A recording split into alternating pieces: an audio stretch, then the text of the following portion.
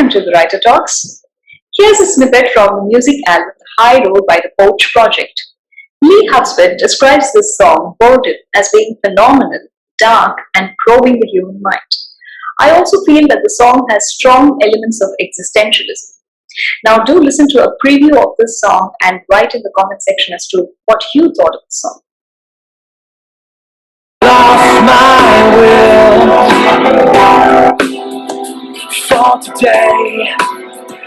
What is that? What is that? What is that? Is it something shiny and fun? And if I don't find a way to twitch my muscles, Jesus, I'm done.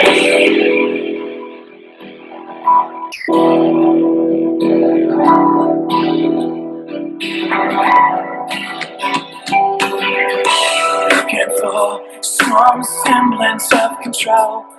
My needle can't swing. Find the North Pole. I'm wrapped around the middle finger of something that wants to devour me whole. What is that? What is that? What is that? Is it something shiny and fun? And if I don't find a way to untwist my muscles, Jesus, I'm done.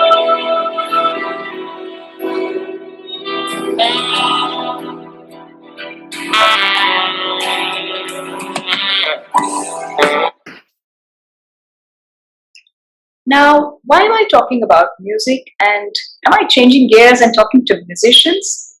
Not exactly. When I met my guest for this episode, Lee Hudspeth from California, I was spellbound by how affable he was. Lee is an IT professional, a financial analyst with an extensive career spanning decades in the corporate sector, and he has now embarked on the journey where he pursues his passion and creativity through writing and music. His album, The High Road by the Porch Project, is the actualization of this dream, wherein 3 of his poems are part of the album, besides Lee strumming the guitar alongside his friend Jeff, who is the lead singer. Lee is a prolific writer with an enormous experience in writing, particularly nonfiction. He has authored 10 nonfiction books based on IT and over 100 articles in professional journals, as well as co-founded and co-published eZine. His writing includes contemporary poems and the elegant haikus, besides his very useful and informative blog. Lee recently published a hugely successful debut poetry collection, Incandescent Visions, which won the 2021 Firebird Book Award in 2 categories, poetry and philosophy, as well as the Wishy Shelf Award. Incandescent Visions, in the words of Lee, explores the meaning of human experience, and he encourages his readers to ponder the universe and their place within it and to catalyze their own creative potential. From the sublime shores of the Mediterranean to the majestic expansiveness of deep space, this book contemplates nostalgia, perspective, and the gift of love. Through 5 powerful, thought-provoking chapters of contemporary poems and a dash of elegant and evocative haiku, Hudspeth takes his readers on a journey across the inner landscape of struggle, triumph, self-realization, and imagination. So let's dive in and listen to this charming writer-musician speak about his creative journey. Don't miss the song Groundhog Day that I will be playing during the course of our interview with Lee. And also, don't miss Lee's smacking, stunning responses in the rapid response section. But before that, please like, share, and subscribe to the Writer Talk so that we can continue such rewarding engagements with brilliant writers from across the world. I do hope you enjoy watching me talk to this charming writer and musician from California, Lee Hudspeth. Until next week, smile, introspect, pursue that passion, and live your dreams. Ahoy! Ahoy! Welcome to the Writer Talks.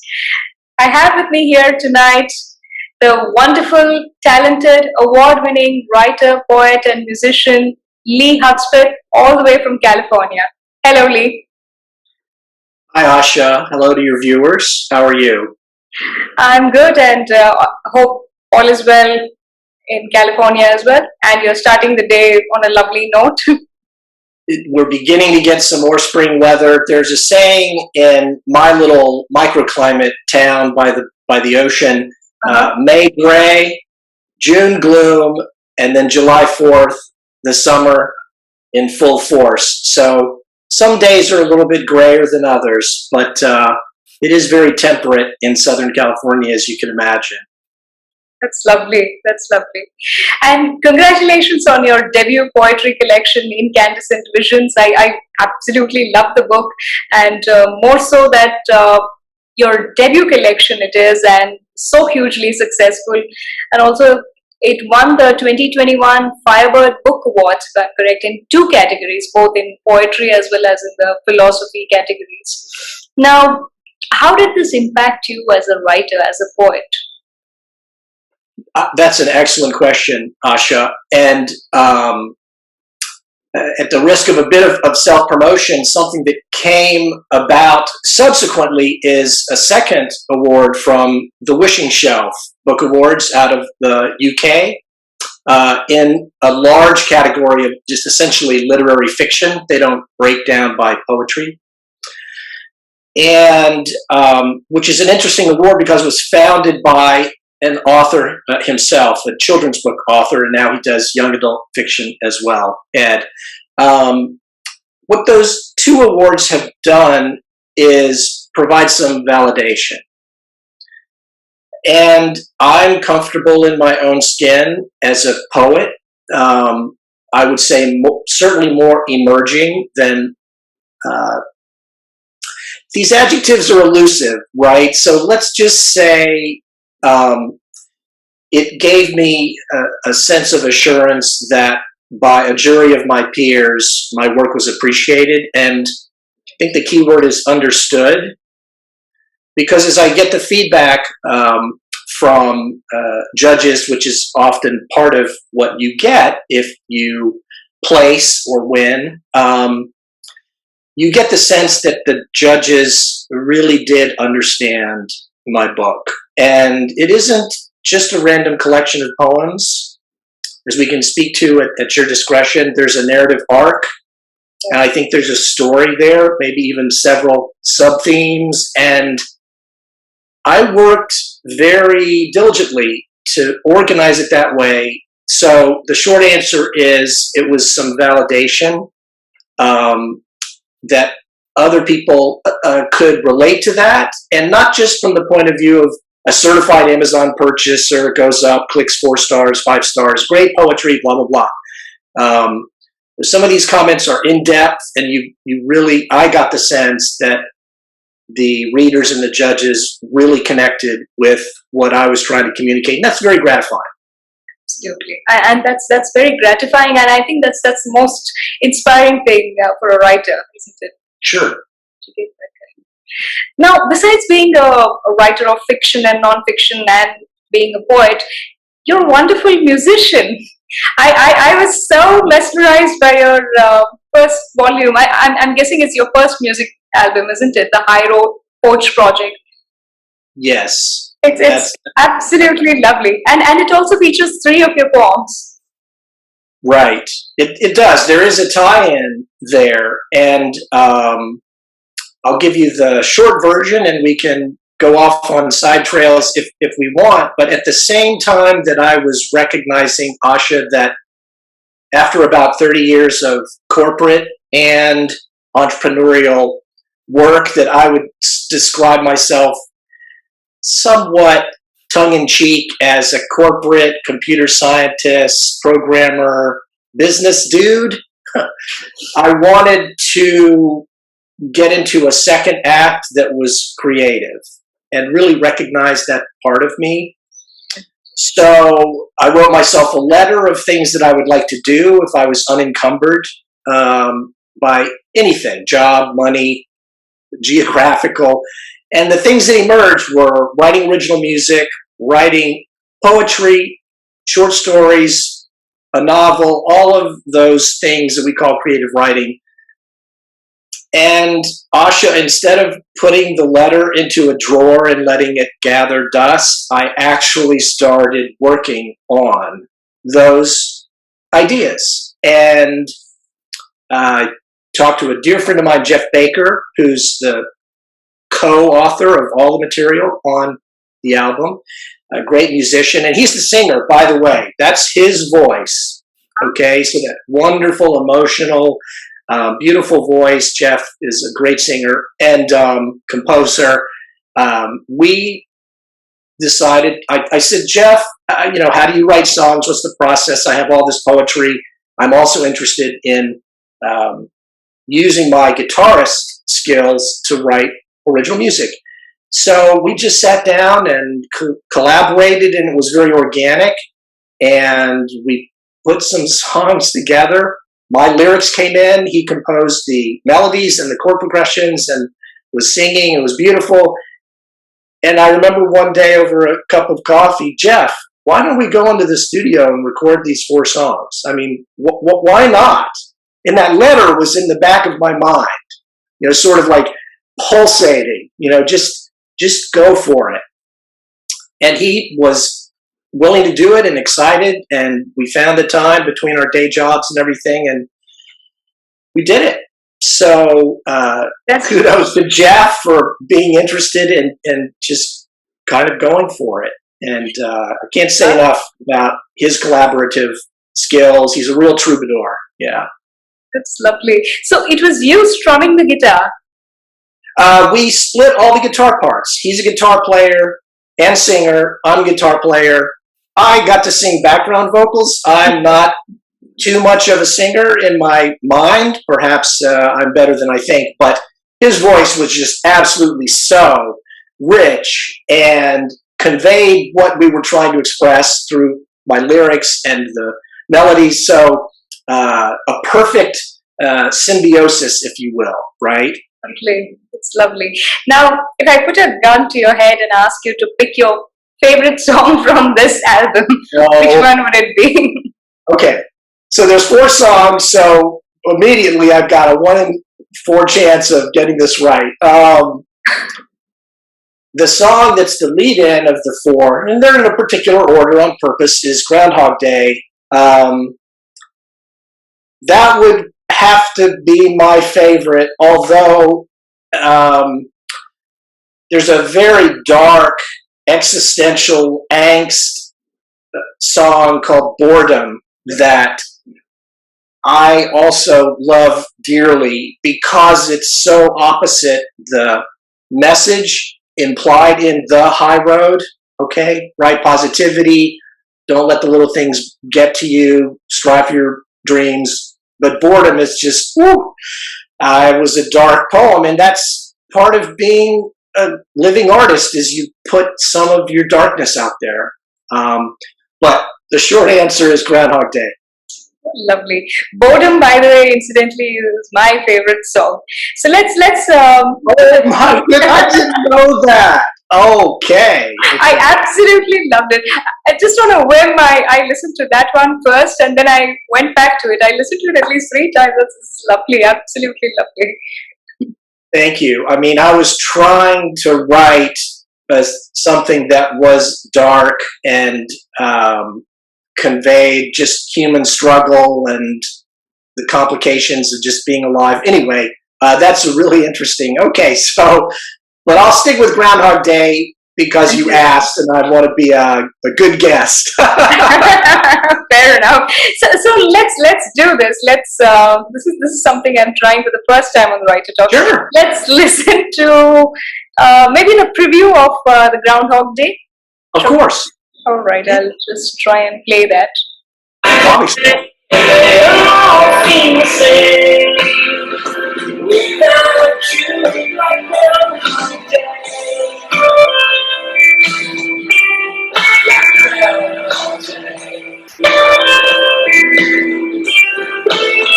I take solace in the fact I'm not alone in that we're all looking for the same road. One day at a time, find a reason, find a road. Move a wonder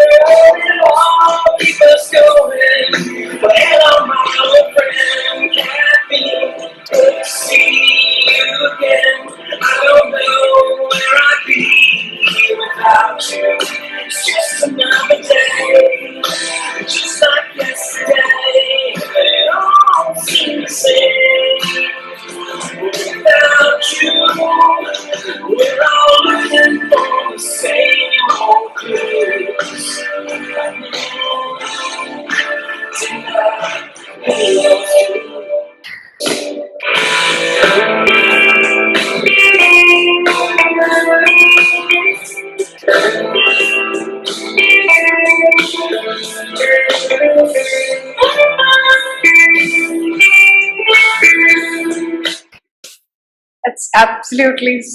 So beautiful. I got to Absolutely tell you, mesmerizing. I might have to reach for the tissue box here, Asha. That's it's like a time warp. I see so many things and just great the euphoria of working in the studio, and Jeff was such a good collaborator, and we would flip on who's going to play the solo. So that was me playing that solo. We said, "You get two, Jeff, you get two, I get two." It just turned out Groundhog Day was one of mine. But he's a great guitar player too. I mean, I can't say enough good about Jeff. And we co-produced, and we learned a lot. And the studio staff were so supportive. Claire Davenport, Alex Lockwood, and Kevin Yamada. It was magical, and I'm just so touched that you played a little bit of that song. Thank you. No, it was complete pleasure. I mean, it is so riveting. I absolutely loved it. Thank you for being a musician as well. I don't get to talk to musicians on a daily basis. I think the thing to take away for the readers might be, this just started very small with a sentence or two on a piece of paper that was a letter that I wrote to myself. I mean, that's a testament to the power of imagination and perseverance. Something that I think about a lot is taking one small step and then the next, and they begin to grow, and now you're on a path, and there's an arc and a journey, right? And because I had this 30-year corporate history as a precursor to all of that, I just want to encourage people, it doesn't matter your age. I'm not a young guy. I'm not in my 20s or 30s or even 40s. You can accomplish really anything that you want creatively. You just have to engage with it. And I'm getting maybe a little philosophical here, but that's my opinion.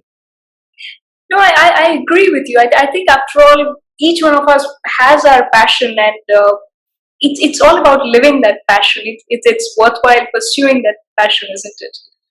Sure, and I'm sure you have a very similar story with your podcast. You've actualized something that initially was just a thought in your mind.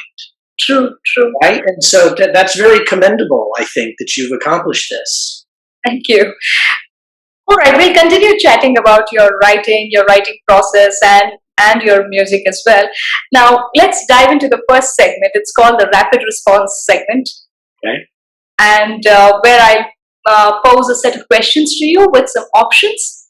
I'm ready. Okay. You'll have to pick the option instantaneously, all right, without deliberating on it, and briefly explain your choice. Okay. Good to go? I'm ready. Great. All right, here's the first question. If you had to choose between writing poems and nonfiction, which would it be and why? Easy peasy. Poetry. Because that's my new calling. I'm proud of my corporate logic, programming, administrative, company building things, accomplishments. This is a new chapter, and I'm really immersed in it. So poetry, hands down. Fair enough. All right. And if you had to choose between being an IT professional or a writer, I know you are both, but then if hypothetically speaking, you had to choose between the two, being an IT professional and a writer, which one would you choose? I think, again, just because having had quite a bit of years under my belt, or water under the bridge, choose our metaphor, I guess, with IT and tech, it would definitely be writing, creative writing. Right. Likewise, between analytical thinking and creativity. Okay. You have to go given a choice.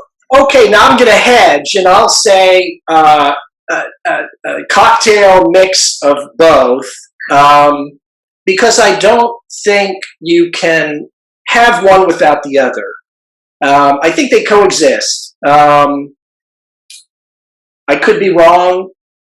At least for me, for my journey, it's been the case that the foundation of all of that technology, corporate, financial analysis thinking, and whatever else, the skill set that goes with that, it's a foundation for kind of springboarding into a different realm.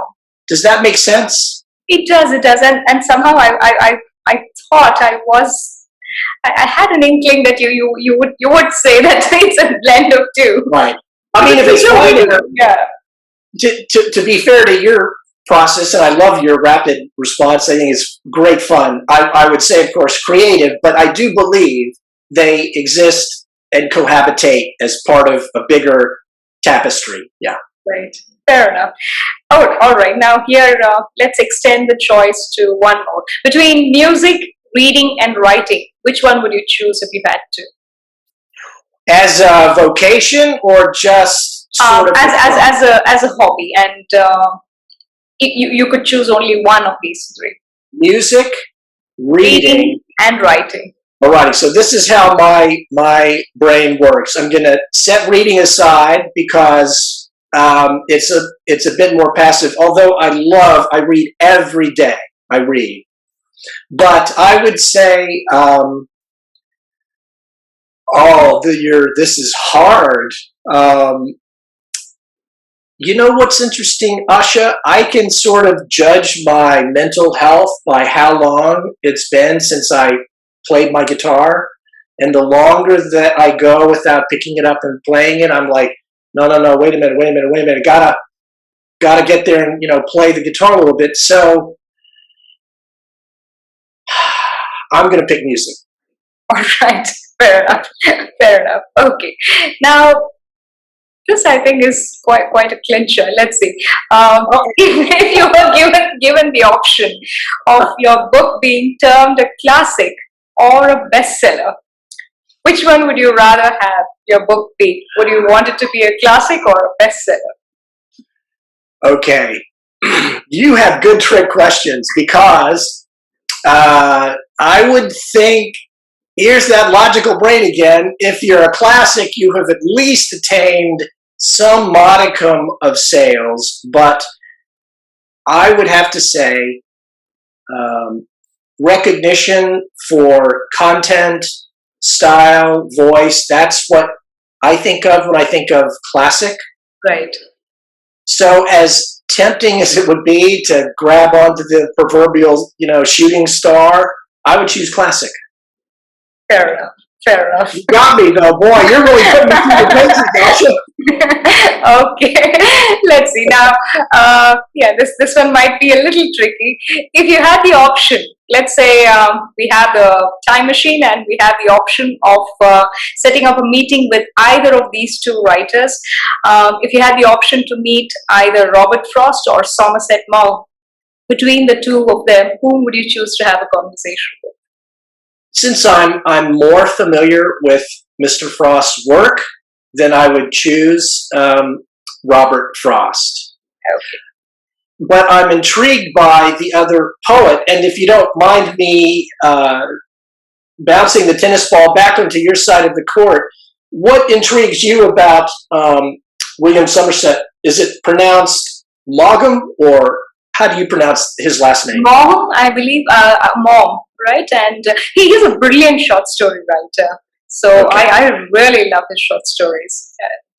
And I think proverbial twist. Is he more well known for his short pieces than poetry? I mean, that's not necessarily, it doesn't matter. Not necessarily, but he's a renowned writer as it is. But then I think he has a huge acclaim even as a short story writer. So and that's one of the things I like about Somerset Maugham. Well, I will explore his work and get back to you. But just familiarity-wise, Robert Frost, and my currently two favorite poets, to cheat a little bit here, Emily Dickinson and T.S. Eliot. Ah, okay. What I decided I had to do, Asha, I couldn't just read a poem, Wikipedia and Google, right? You can quickly find the most popular Emily Dickinson poem. No. I got the full anthology, Right. one poem at a time. I'm reading them. It could take years, right? But I've got their anthologies, and I'm trying to really understand their work as a full body of work. Right. And Eliot, kind of the father of imagism, or however you would express that style of poetry, very rich imagery. I'm just intrigued right now with those two, obviously different poets, but there you go. Absolutely fantastic. Okay, now here is something related to your IT expertise. Between Bill Gates and Steve Jobs, who is your IT guru? Okay, I'm gonna answer that one is Steve Jobs, because I did read Walter Isaacson's biography. It's, without question, maybe one of the 50 best books. It just was so revelatory. Right. And of a cultural icon whom I think we really do need to understand, because so much has come from Steve Jobs' mind and his approach to design and technology and how it affects human behavior. And he was a challenging person, obviously, but Bill Gates, gets a lot of credit for transforming himself into a philanthropist, I think. Wasn't perhaps initially so, but I would choose for sure Mr. Jobs, yeah. Fair enough. All right. Now, let's move on to the questions. Thank you so much for being a sport there. Love it. Really loved your responses. Now, when and how did you start writing poetry? I am actually not the poet or writer who can say, back in first grade, I remember writing an ode to my teacher and my fellow students. I have always been writing in some form, and I do remember, not just honestly, not to brag or anything, but I remember my sixth grade teacher commending me for having an unusually rich vocabulary, almost to the point where, classmates would tease me about it. So I don't know why or how that came to be. It's a bit of an eidetic thing, I guess, with certain words. And honestly, sometimes I forget where my car keys are, so it's a mixed bag. But so I've always been fascinated by words themselves and then how you tell a story. Right. And as a little kid, loved music. I had a little portable lunchbox-sized 45 RPM record player. 4 years old, carrying this thing around, putting the record on, spinning it. Red, red robin goes, bob, bob, bob. That was formative, and my parents read to me a lot. So, music, reading, writing, story. That's the key word, that there's a story, and you get pulled into the setting or the characters or the ambience of the story. So I really started, Asha, writing legitimate poetry right after I wrote myself that wake-up call letter. Like, okay, here we go. And I began to write haiku on birthday cards for my relatives. And there's that one small step, you see? And I don't know where that idea came from. It just came to me. And I did it. And then I said, well, I can do this outside of the context of a birthday card to a relative. I can get serious about this. And then I started writing free verse and experimenting, and it just was the dam burst. And a lot of energy came right around 2013, 14, 15 is when this all really started. Great, interesting. In fact, I'm going to draw my second question from what you said about haikus. How did you become interested in haikus? There are quite a few haikus I see in your first collection as well. What inspired you to write haikus? So there's a bit of almost a disconnect in a way. There are, I believe, 12 haiku in the book, and that came from this little serendipitous, spontaneous experiment where I was writing them for relatives, and I realized that it was a way to formulate or communicate a lot of powerful or a powerful image or experience very succinctly. And I'm kind of a verbose person. And, we're all self-critical, and I would love to be a little more succinct sometimes. And if there's ever a poetry form that's succinct, it's haiku. And so I just began to study and read more about it. This is after the book came out, actually. So within the last 6 to 9 months, I've been voraciously just devouring haiku and learning about its history. I'm enjoy the modern form of haiku, which is not 5, 7, and 5 syllables. That's a bit of an artifact between the Japanese language and English. But before I digress on that, just short 3-line, imagistic, aha moment, resonant, succinct.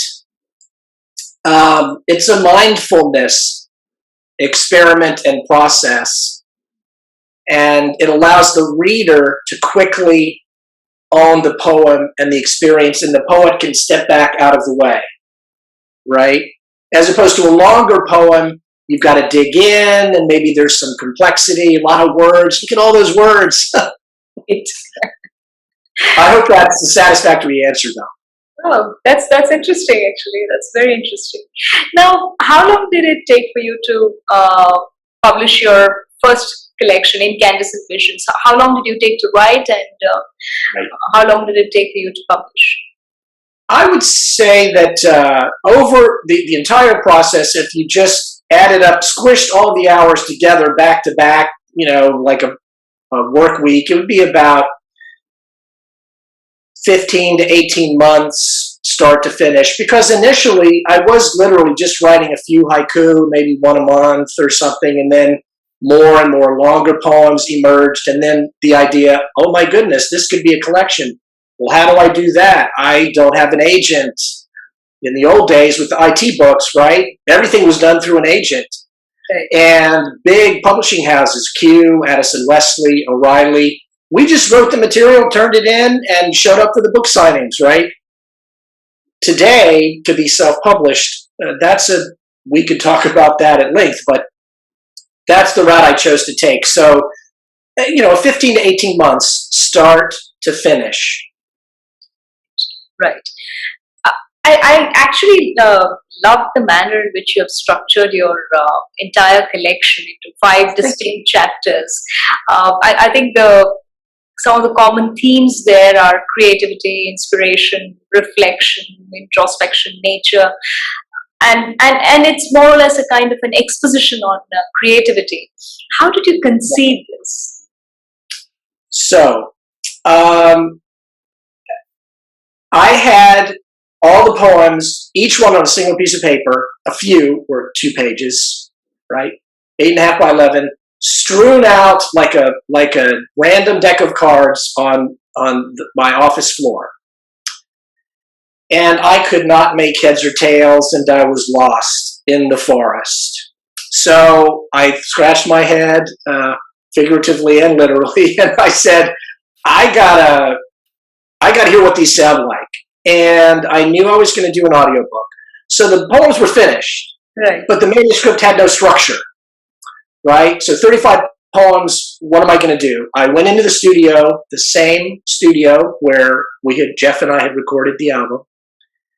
And I talked to them. They had audiobook expertise, and I went into the booth and I recorded the poems. And doing that was, you're shifting gears in a car, or your quantum leap in something. It just really became visceral, and I could listen to me narrating, reading the poems, and just from somewhere in the ether, Asha, it came to me. I think I see how this could be structured. First, I have to introduce myself to the readers. There's the introduction. And I picked those poems specifically, not that they're necessarily my favorites, but to make a connection on as many different key themes, the ones you mentioned, as I could. Then reflections, looking back. And I won't go in, we can talk about each one if you wish, but talking to the staff, I mentioned the 3 key folks there at the studio. We created a little team, like an alpha reader team, before even beta readers. And I would say, do you think this kind of makes sense? And it evolved into that 5-chapter with prologues, a preface, and author notes at the end. And it just came from the realization that I needed to hear them spoken. And wow, that it all coalesced. That's lovely. In fact, that's another thing I actually wanted to speak to you about. I found it again very unique. We barely see this in poetry collections. At the beginning of each chapter, you engage with the reader. I think that's very thoughtful. You call it the prologue, and then you're explaining the context and the overarching themes of the poem in that particular section. What made you include this? Remember, we were earlier talking about analytic, logic, programming, business sense, organization, and then creative. And I think that's all of that prior history leaking out or into, and I think, Asha, a good way, by saying, I don't want my readers to feel disembodied, like, well, here's 35 poems, maybe they're in some kind of an order, I don't know, I'll just keep reading. I know there's a story, okay? Right. Hello, reflections, hey, it's getting dark in here, like, I know what it's like to suffer.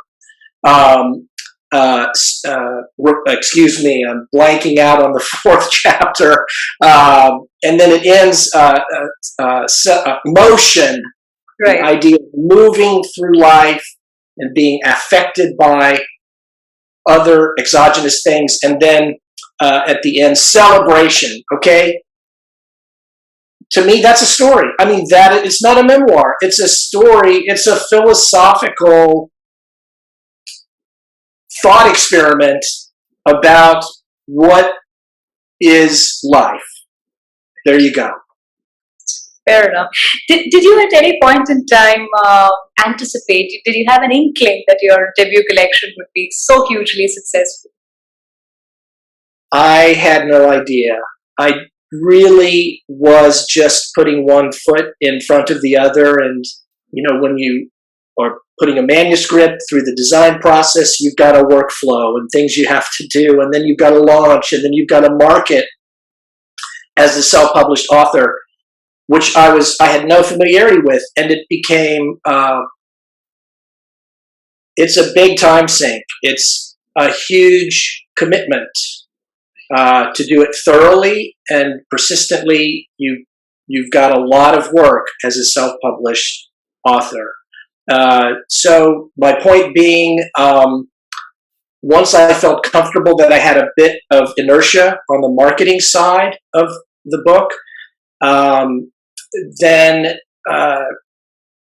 I just think it has been challenging for me. In fact, I'm often asked, what's the hardest thing about this whole project? It's been managing the time between marketing and writing new work and understanding what I'd like to do next creatively. It's a bit of a disjointed answer to your question. No, I get that. Fair enough. I understand that. Now, I particularly loved your poem, Exquisitely Ercolano. Am I getting the pronunciation right? Exquisite Ercolano. It's from the 1st chapter, Dear Reader, Hello. Yes. Would you like to read this poem, please, and also talk about it a little more? Okay, I will. I'll read it, and then we can talk about it. And I think your viewers would love to hear what you think as well. So, for context, the word Ercolano is the name of a small beach town near Pompeii on the Bay of Naples, the western coast of Italy. Okay? And it's just a lovely little town. It is quite exquisite. Our roots are entwined with so many languages. I'm rooted to one, but I hear the many. As things progress, I climb to the canopy. These languages, they drift up and sing sweetly to me. They smell of the sea and magic, tinged with potentiality. Grains of dust from the earth's layered intricacies circulate history. And it's okay. Swaying, the wind ushers memories to me like precious gifts. I open the package and peer inside.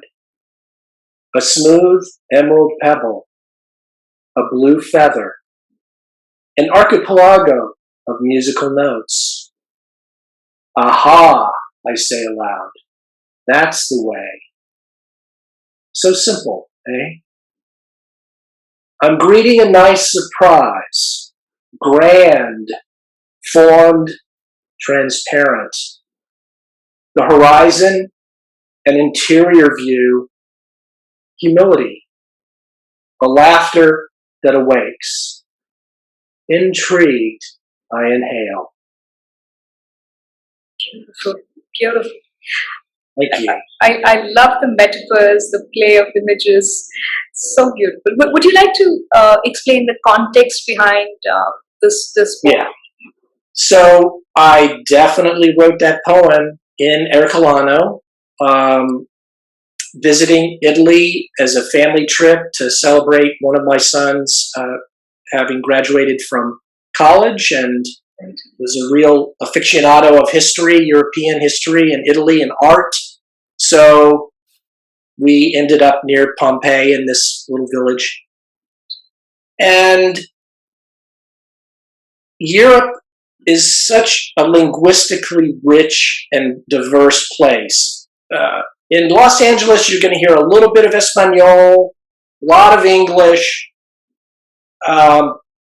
In Italy, German, French, Italian, English, Russian, a wide variety of languages. And as a musician, there's a lyricism and cadences and phonemes, and not to get too wonky or nerdy about it, but that had a powerful effect on me emotionally. I tried to learn a little bit of Italian, and just the simple effort to try and communicate and be mindful of the local dialect and how Italian sounds, and it's different from English.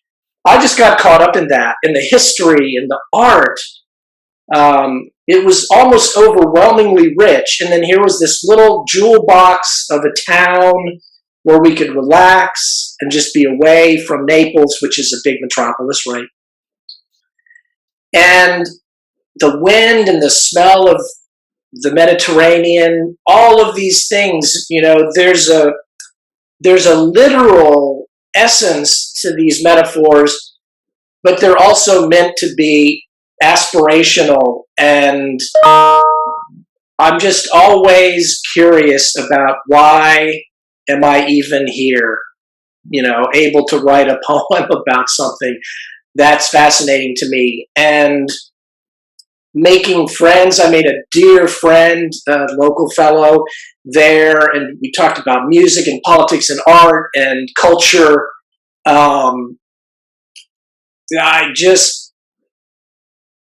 There's some ineffable experience that crystallized into that poem, and I hope readers can kind of pick up on the profound effect all of those experiences just compressed into a week or 10 days.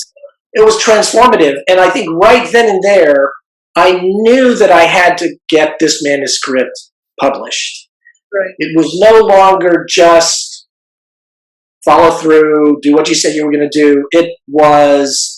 I could not publish the poems. Does that make some sense? Absolutely, and it's phenomenal. You're speaking about such multiple vibrant experiences, and the beauty of it is you've captured it so with such precision, and it's so concise. There's not a single word that is wasted, and yeah, it's so compact. Thank you. And I have to say, I did work very diligently, and I would encourage anyone watching, listening, reading, your podcast.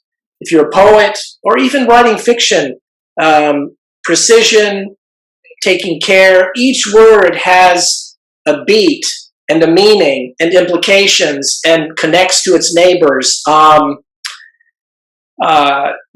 There's no profanity in my book, for example. Okay, there's one or two very, very mild, what we would call PG, but there's no, you can say anything in this book on TV and be fine.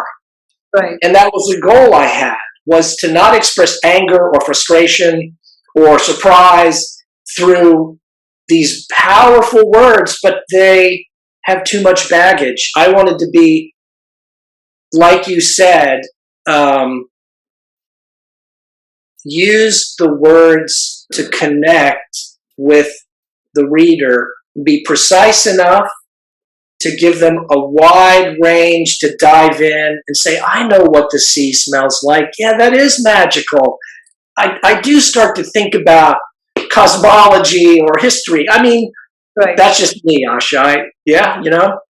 Absolutely, fantastic. Now, I think the other poem we really have to talk about is again, it struck a chord with me. It really appealed to me. I think it's entitled "Mom," and this is from your second chapter, Reflections, if I'm right. Yes. Could you do a reading of this, and also let's talk about this? Okay. I will find it. And this is dedicated to my mom, Eloise Hughes Hudspeth, who has passed away. And without question, this poem is a process of grieving for me and recognition. Right. So I'll try to get through it. If I pause, please bear with me. Understandable. A leaf is poised, unaware, against the backdrop of the twilight sky, a complicated, busy street, town, continent, earth, surrounds and suspends the tree that holds the leaf. Isn't that the way it is? That is precisely the way it is with so many things human.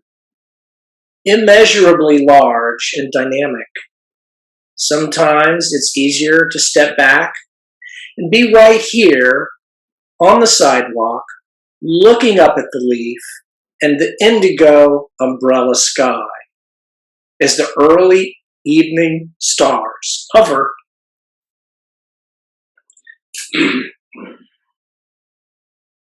Peeking through the haze, coming into focus. The way our lives have come into focus, from the moment of our birth until now, loping along at the pace of a child growing up, under the watchful, loving eye of a mother.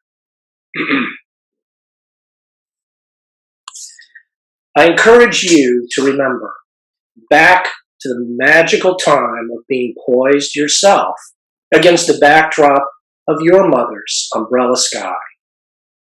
On the verge of your next step, word, smile, question, recall the exquisite simplicity of her encouragement and love. The power of those early gestures, gifts from mother to son and daughter, gestures that radiate undiminished through our lives. Today, we lope along at a different pace. Adulthood, middle age, your moniker of choice. Perhaps your mother is now a memory. So look back and around. Take strength from immersing yourself in these experiences. Propagate them along your own life's arc. The ripples are there. All we have to do is look. Right, Mom? We honor them. Beautiful. I'm so sorry to have gotten you emotional.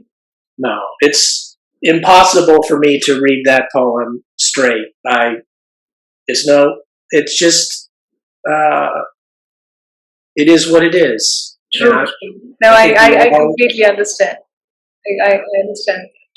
And mothers are such powerful influences, and you're so right about them being a memory. I think I keep saying this very often that in a strange way, even when they are not there, they are always there with you. You can communicate with them. I keep her beside me, where at my writing desk and everywhere else. And I think probably that was one of the reasons why this poem struck a chord with me.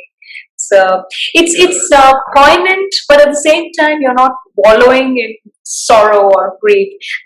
Again, I think there is a finesse to the emotion. Well, thank you. I mean, and in reflecting, it took me as a human being 6 years to get to a place where I could write that poem after she passed. And I'm an only child, and so that was particularly devastating for me.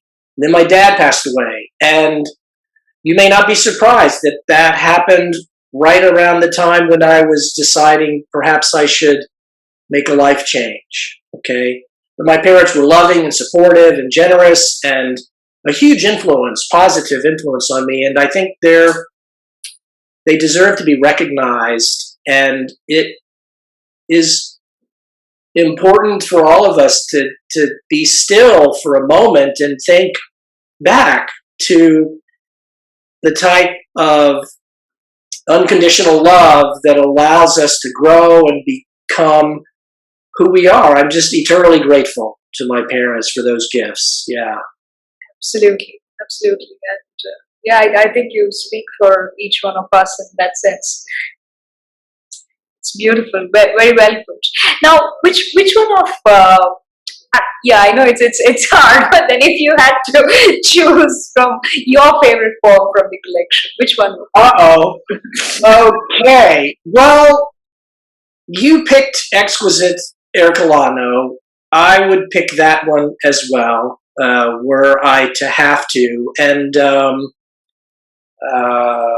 because it conveys so many of the themes: nature, wonder, curiosity, cosmology,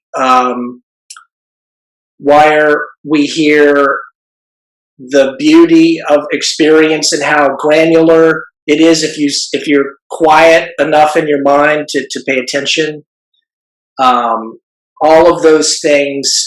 Close runner-up would be the Point of Four Winds, which is actually on the jacket, the inside jacket of the hardcover. Again, because it's got a lot of themes from the book. But I have other darlings from each chapter, but overall it would be Exquisite Ercolano. Oh, really? That's lovely. Yes. It's lovely. Now, how involved were you with the designing of the cover page? It's very interesting. Okay. All right. Well, I think it's an interesting story. I wasn't sure what to do. In fact, I was utterly clueless.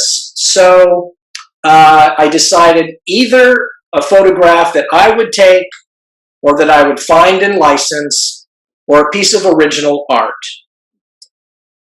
And there's a local gallery 6 blocks from my house. I remember walking through the gallery, shock box, and I saw Preston Smith's work as one of, many artists in the gallery for that show. And I wrote down a couple of different things, and I was too scared to reach out to him. I knew his work had a sensibility that I thought would fit, and I was nervous. And it took me a couple of months to work up the courage to reach out, even though his webpage said he would do commission work and he was collaborative. And you know what, Asha? It turned out he's a wonderful person and was more than happy for me to look through his portfolio. And we talked about commission versus an extant piece. And when I saw this piece, Elements and Dreamscapes, I just stopped in my tracks and I knew it was the one. So this is a Preston M. Smith painting, and it just embodies everything that I felt was important about the book, and I'm just really honored to have that appear on the cover. So it is an original piece of art by a Los Angeles-based artist, Preston M. Smith. That's lovely. Isn't it the same person you've had an interview with him and it's there on your blog? I read about it. That's right. And he has his own podcast. He interviews primarily painters and sculptors, but other creative folks as well. And I think that, yes, I did do what I call a Rolling Stone style interview with him. And we share ideologies about creativity and mindfulness, fighting the inner critic, all of the memes that come up that try to suppress our creativity. You know, I don't know where those tape loops come from, but they're in there somewhere, and we become good friends. And I think the lesson I would express to people listening is we're all just human beings. And he could have said no or not interested, but he said, let's talk about it. And he's a poet too, and a musician, and a podcaster, and an artist, right? And so symbiosis, and you never know until you ask. True. Fair enough. Now, besides Robert Frost, who are your favorite poets? I would say, as I mentioned earlier, I'm studying T.S. Eliot and reading a lot of Emily Dickinson. I'm also reading a lot of contemporary haiku and recently, as in just yesterday, published haiku and senryu journals. So there are probably hundreds of contemporary poets that I admire. And I'd be remiss if I didn't mention Bob Dylan.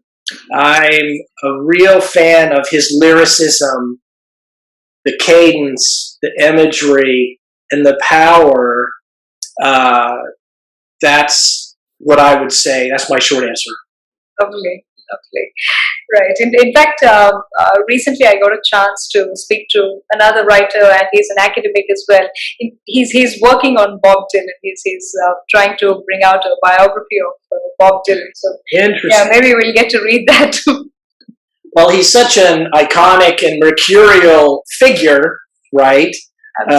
Maybe not the easiest job. Good luck with the biography. I think often he is, in society, we're often prone to putting people into categories or boxes. And yes, he's an iconic folk troubadour, but he's a lyricist and a poet and a singer and a cultural icon. Anyway. Cultural icon. Yeah. Multifaceted. Aren't we all multifaceted, right, Asha? In many ways, I think. Again, it would go back to what you have put up in your debut collection. It's all about creativity. I think creative mind just doesn't stop at one art form. Invariably, you extend your horizon, widens up. Yes. Right. Now, you're a prolific writer with an enormous amount of experience in writing nonfiction. I think you have about 10 published nonfiction books in IT, and then you have penned over 100 articles that have appeared in various professional journals, and then eZine that you co-founded and co-published. Yes. Now, besides this extensive experience in your corporate sector in various capacities, I know you touched upon this, you briefly spoke about this. How has this long experience impacted your writing and thought process? Okay. And full credit where it's due, for those 10 IT computer self-help books, all were co-written either with one other author. In some cases, there would be 3 of us together. And so that was a team effort, certainly a lot of writing. So I guess I could say I've written 3.36, you know, but maybe more like 40%, and some of them were 50-50. Great collaborative experience, a lot of writing, a lot of research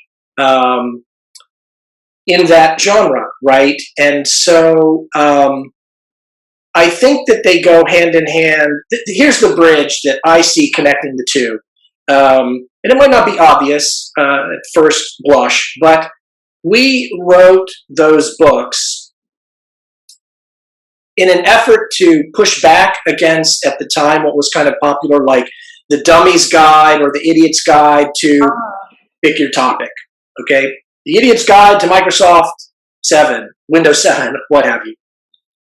We wanted to just explain how something worked, have a little fun, a little bit of humor, but always be accurate and be honest. This is what's broken. Here's how to work around it. This is something we really like as a feature. We can extol its virtues. So there was honesty, humor, trying to connect with the reader. And I think that was part of the popularity of our books were called things like the Underground Guide or the Unofficial Guide or Slightly Askew Advice from Microsoft Excel Wizards, things like that. You know, that was it was contrarian. And to me, as a poet, I'm trying to be honest. I mean, I couldn't have written the book, without a chapter of dark, poems that reflects my struggles as a human being and that of others that I witness in the world around me, okay? So it's not all unicorns and moonbeams, right? Life can be a struggle. So that's the bridge to me, is just being honest and trying to engage with the reader as a fellow human being, frankly. Fair. Now, from being an IT professional, then you're a financial analyst, and then to being now a poet, short story writer, blogger, and a musician, what has been the high points of this journey? Well, there's no question that the day the print proof, and I know you know what I mean, the day the first physical copy of the book landed on my doorstep and I opened the box, I was a basket case. I was floating on air, I was crying. There was something visceral about that. And then I knew it was really real, okay, to use that cliche. That was a high point that day. Working on the album with Jeff, and when that was released in March of 2018, and the whole team there at the studio, the other musicians, was a very important milestone. And now that the book is out and the Snowball, I've been marketing it, it is gratifying to get some awards and to get recognition, and I'm very proud and humble at the same time. And I'm just happy if people read a couple of the poems and enjoy them and drop me a note. It's great. That's so well put. Why don't you show us the hard copy, the paperback? Is it the paperback or the hardcover? Yeah, it's hardcover. This is the hardcover, and I'll tell you one other quickly, the story. I had a vision, not in a literal sense, but I did do a visioning exercise to try and picture what the book would look like, because you have to pick a format. You have to pick a form factor, the aspect ratio, what's the cover going to look like, what's the typography. These are questions that you get from the book designer, and they're hard questions. Yes. And I have no idea. So I just, okay, I'm going to kind of think this through, quiet my mind, imagine, picture, what's it going to look like. Coffee table book kept coming to mind, where you would open it and there would be art inside, Right. but that became a bit of a pragmatic challenge. So instead, what the designer did, this is a company called 1106 Design, they took Preston's work and they grayscaled it to do the chapter page offsets.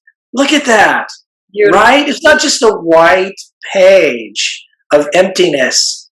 It ties back to the cover. So to me, that was cool, okay? And that was enough.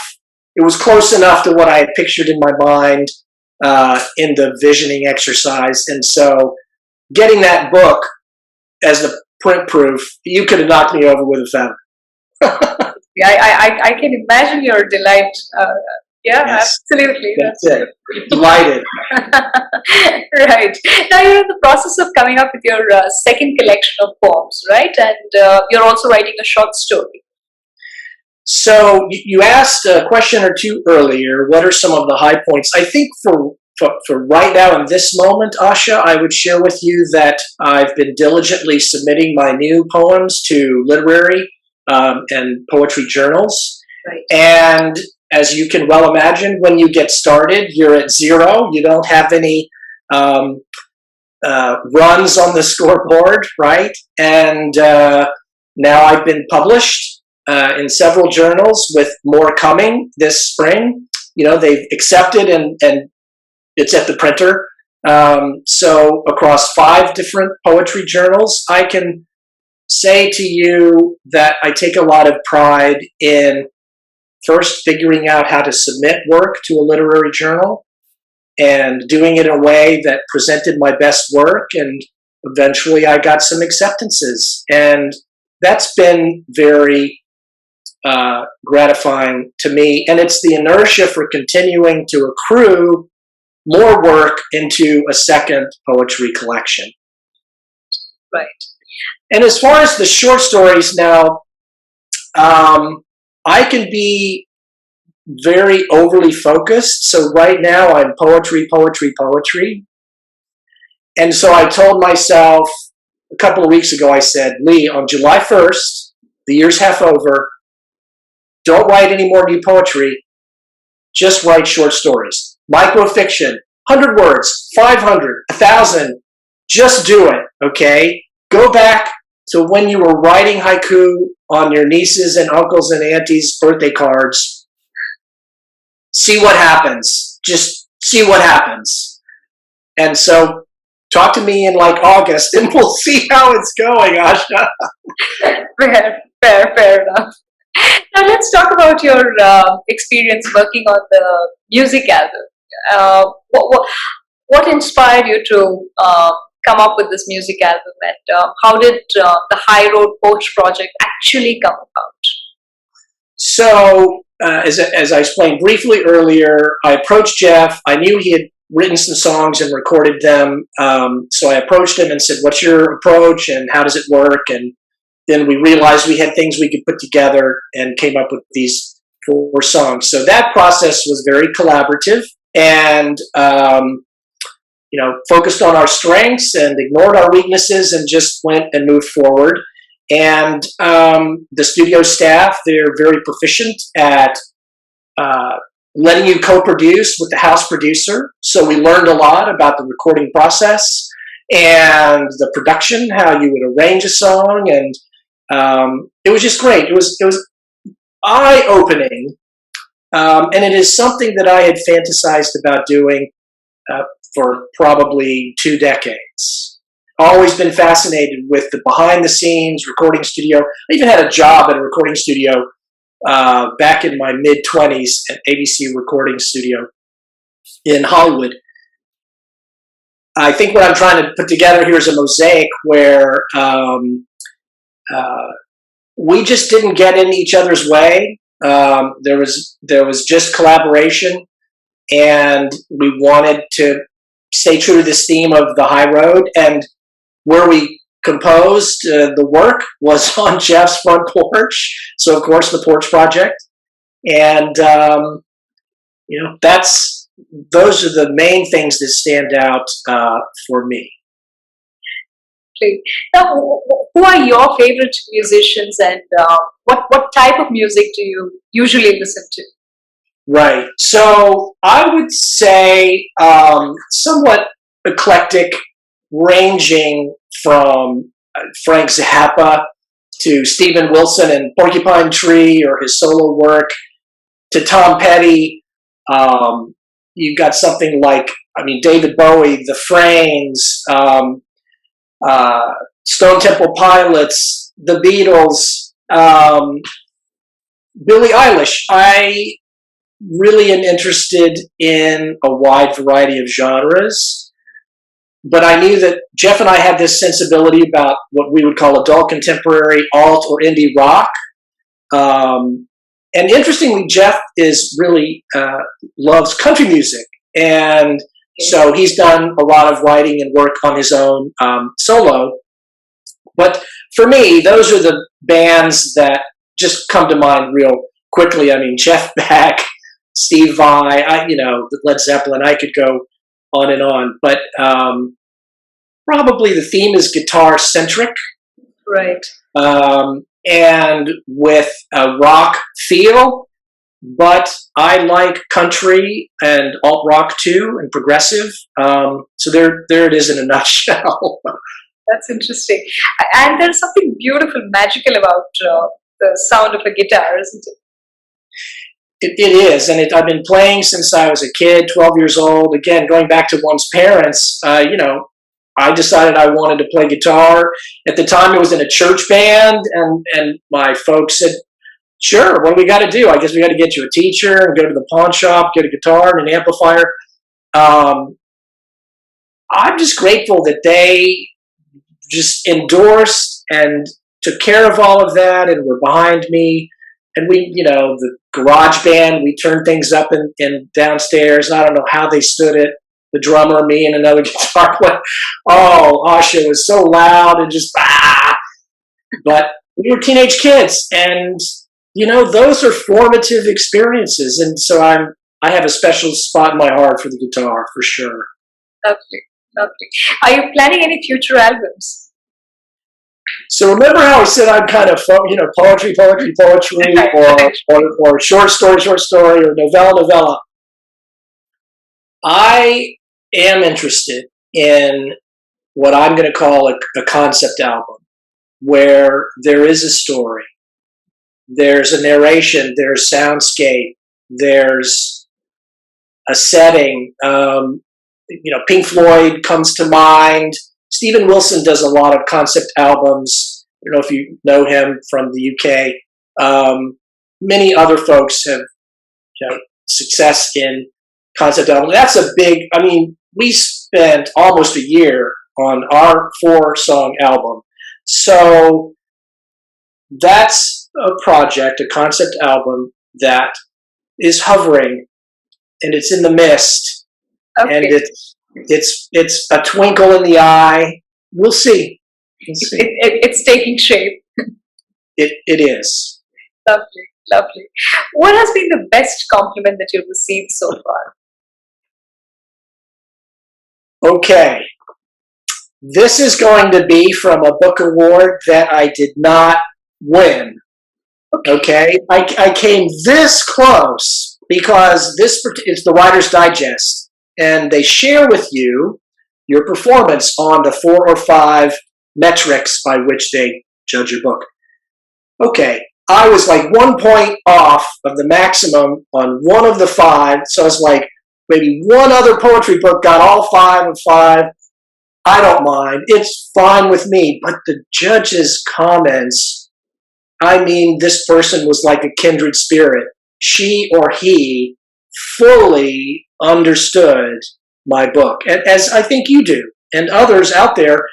And the comments that they wrote, I just was so complimented that they got it and they appreciated the gestalt of the book and its intention and the details too. They wrote one or two sentences about a poem that particularly affected them, like Wanderlust, and I'd never thought about travel like that before. Oh, it really got me thinking. I'm getting goosebumps right now, Asha. That is the highest compliment that I can think of, is a book award judge who was excited to read my book. That's truly, yeah, absolutely. That's very, very flattering. And they don't usually do that. It's hard to come by. Yes. Now, a while back, you spoke about coming up with an audiobook. Okay. When is that going to come about? So, because of COVID, it was about 80% complete just before California shut down in March of 2020. So within the next few months, I'm going to finish it and publish it. All right. That's fantastic. How did you go about planning for an audiobook? How easy or difficult was it to do an audiobook? Well, because Alex Lockwood is the engineer and one of the co-owners of the studio, and I knew from just talking to him, the album, and just we became friends, and I knew that they had done audiobooks. So he said, yeah, no problem. We know the process. Just come in, bring your script. We'll do it. It's pretty easy. And it is pretty easy. You just have to record everything. And there's a few specific like copyright pages, front and back matter that you have to comply with for, is it ACX or AXC? I forget the specific acronym. Right. And there I think it's ACX if it's on Amazon. Thank you. Yeah. And there are probably by now some new platforms on which I would distribute as well. But the short answer is I have a little bit of material to finish recording, and then we just have to stitch it together and submit to ACX. Lovely. Now, who's your most trusted critic? Well, I do want to give full credit to my editor. My oldest son was the editor, and he's credited in the book, Aaron. Quite an excellent writer and proofer and editor himself. So for this project, that was important to have one person that I could go to. I had a number of beta readers, all of whom I trusted, but you can't ask your beta readers, now about this semicolon. Wait a minute, this line indentation. And I'm telling you, you get into that when you're proving your, okay. So that would be the case for this book. And beyond that, I'm going to say the meta answer, if I might, Asha, is oneself. Because it's your own voice that you're sharing with the world. Thus, the first editor must be oneself. Absolutely, absolutely. And it is possible to be objective about your work. I think if you're a serious enough writer, it is surely possible because you want to put out the best. Yes. But, and although this might be slightly contradictory or seem like a conundrum, I do think you need to have someone who is objective but trusted and who has no agenda, with whom you can have a dialogue about, man, this just isn't working, or I justified everything, and I thought it was a good idea, but it looks stupid. No, you got to do it. You can't have that discussion. I suppose some people maybe do entirely self-edit, but I know for my next collection, I will find an editor that isn't me. But I just wanted to address that you've got to start with your voice first. Right. Fair enough. What has been the biggest challenge for you as a writer? Or did you have a challenge in that sense? Biggest challenge. Writing or, writing, publishing, or marketing? As a writer. No, as a writer. Okay. I think it's my myopic focus. As I mentioned earlier, I'm just writing poetry now. And I would like to be a little less encumbered and be able to bang out a short science fiction story or a little drama or something. So that's the challenge, just some quirky aspect of who I am. I tend to get so immersed in a genre that's where I live. And maybe it's a good thing and a bad thing all at the same time, Asha. But I would, just thinking about it off the top of my head.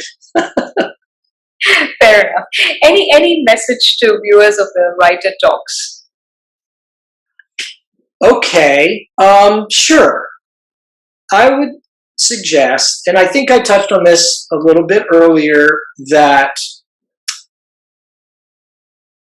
when you're thinking about transitioning into creative writing, this certainly applies. You take that first small step, whatever it might be, you begin writing, you begin to accumulate, amass a body of work.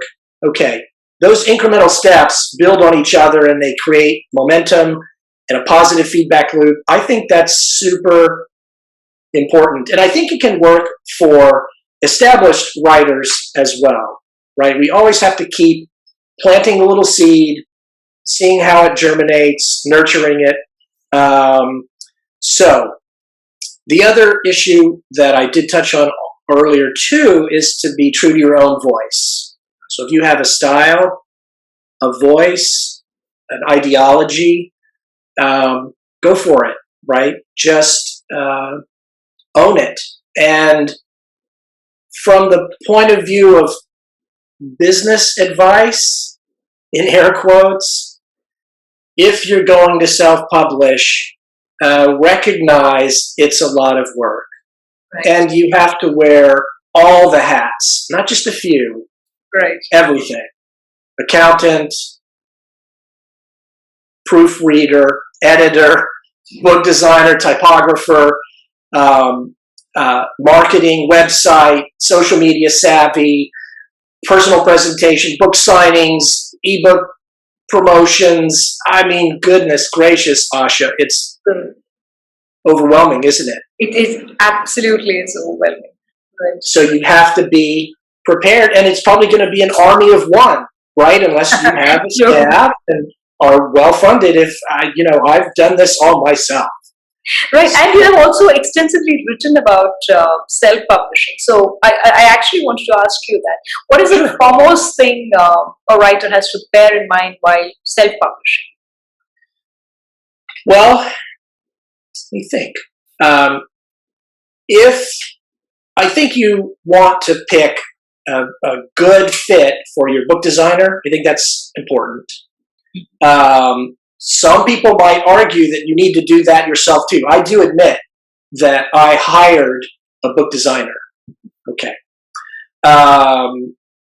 Then I think you have to just develop your own set of guidelines. The internet is a rich source of free information. You can learn most everything you need to learn about self-publishing for free. You don't have to take a $500 class or go to a community college course. You can, but everything I discovered for free.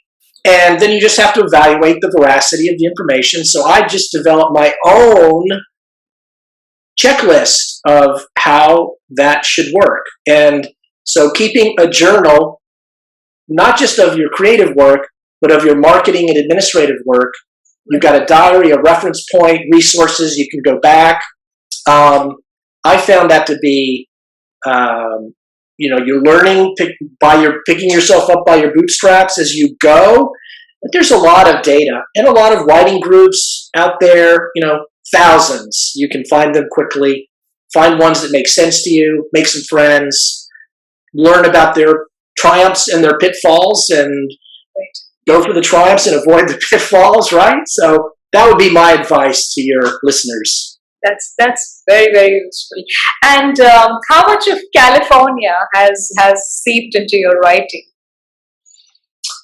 I think that because California is such a mild climate, but you can go from the beach to the mountains depending on the time of year. You could be surfing and then skiing on the same, literally on the same day, with maybe a 2.5 hour drive.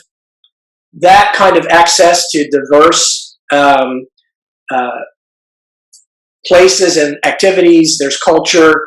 Um, the density can wear on the soul, and that's something that is a challenge. So you have to find your own quiet place to step back, I think, sometimes. But mostly I would attribute it to the cultural diversity and the climate and artistic diversity. Thank you so much for your time, Lee, and that is wonderful. It's been delightful talking to you, and so informative, I would say, so engaging.